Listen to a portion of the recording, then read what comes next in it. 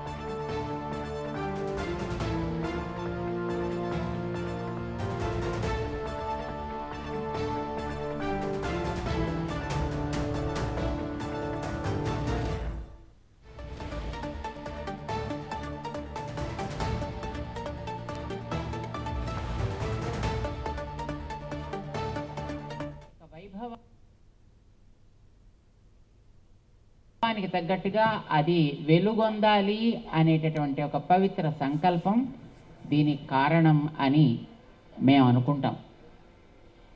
దేవుడికి ఏదైనా ఒక కార్యం చేయాలంటే ముందర అంతా శుద్ధి చేస్తారు కదా. మన ఇళ్లల్లో పండగ వచ్చింది అని అనగానే ఇల్లంతా కడుక్కుంటాం కదా, చక్కగా ముగ్గులు పెడతాం కదా. మరి దేవుడికి కార్యం జరగాలి అంటే ఊరంతా కడగాలి కదా. మరి అది మీరెవరు చేయలేరు కదా.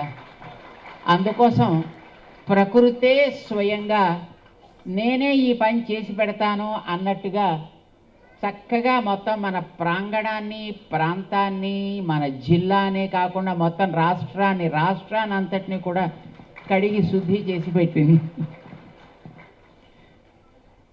మంచిగా కార్యక్రమం జరిగింది. చాలా ఆనందంగా ఉంది. ఈ ప్రాచీనమైనటువంటి ఈ వేణుగోపాలస్వామి వారి యొక్క ఆలయం సర్వాంగ సుందరంగా మహానుభావులైనటువంటి పెద్దలు నిర్మాణం చేయించి పెట్టారు. ఇది రుక్మిణి సత్యభామ శ్రీ వేణుగోపాల స్వామి ఆలయం. ఎందరో పెద్దలు దీన్ని పాలన చేశారు, మండలిలో ముందుకు సాగారు.